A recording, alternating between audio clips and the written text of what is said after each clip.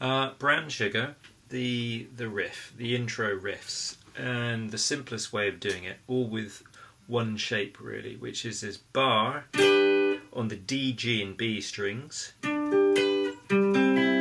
which as you can see I'm doing with my first finger, so last digit of the first finger, on the D, G and B strings, and I'm starting off on the 12th fret, double dot. So we have that bar, and then we're going to add at times fingers 2 and 3.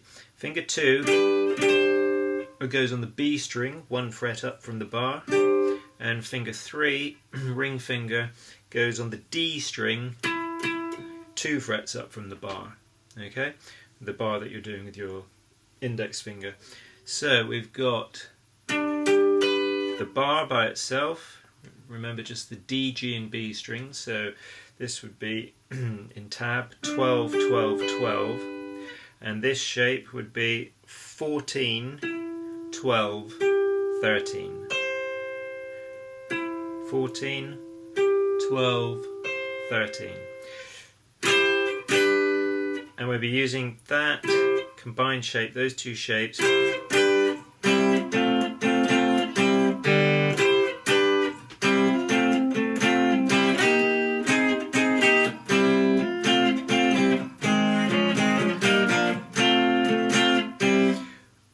in different places on the neck.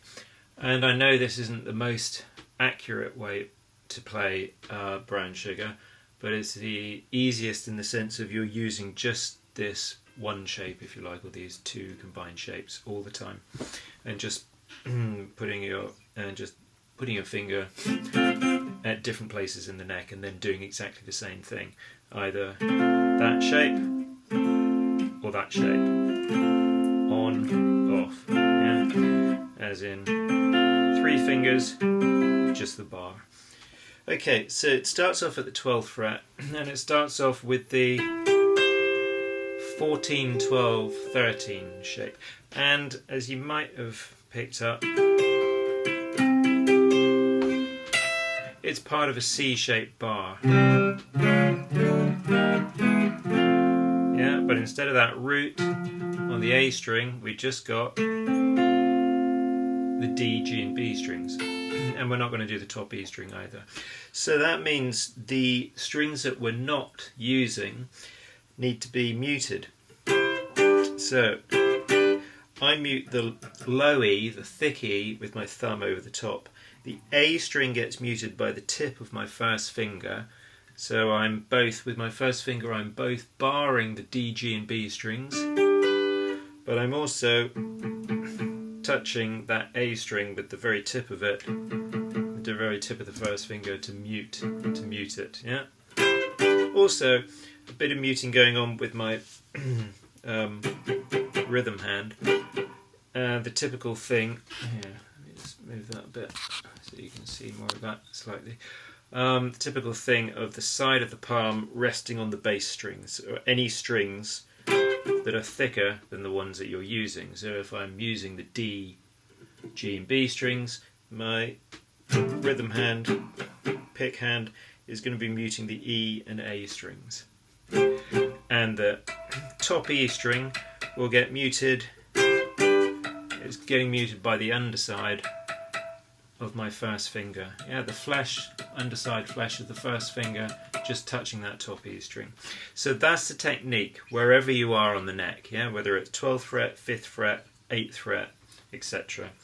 And the first part of the riff is on the 12th fret and then goes to the 5th fret.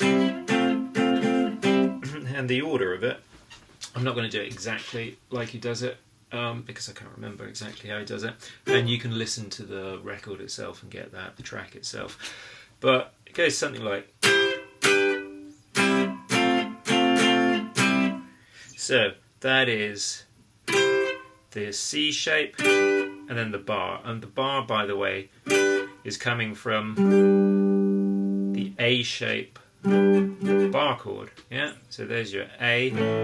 Play it with fingers other than the first finger, so the first finger can do the work of the nut or the capo.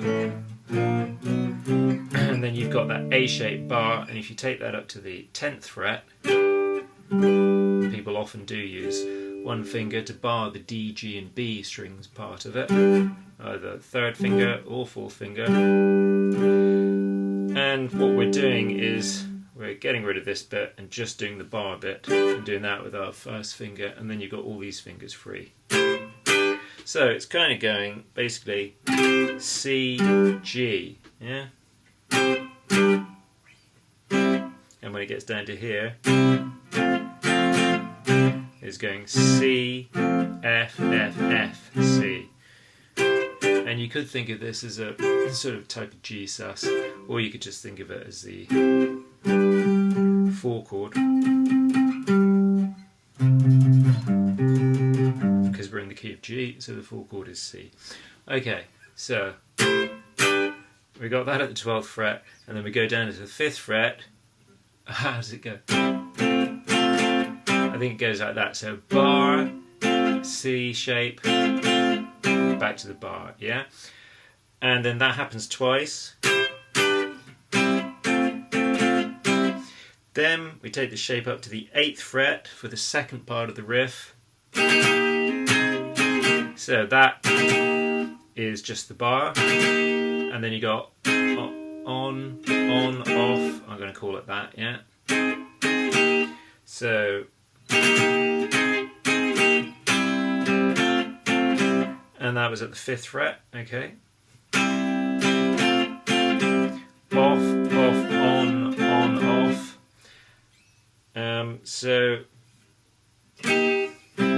So far we've got the first part of the riff, 12th fret, 5th fret, that happens once more. No, actually that probably happens 4 times. Then you got the second part of the riff where you go to the 8th fret, 5th fret, and then finally this. So that's 1st fret, and I got off, on, and then I stay on, or in this part C shape, go up to the 3rd fret, on, off, and then go up to the 5th fret, on, off. So if I put those all together, so basically where you need to be, where your first finger needs to be, is 1st fret, 3rd fret, 5th fret, yeah?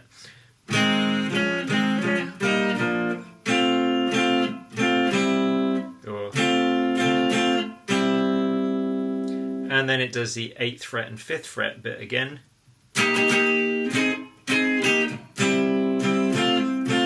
So that was 8th and 5th fret, and then you got your 1st fret, 3rd fret and 5th fret bit again.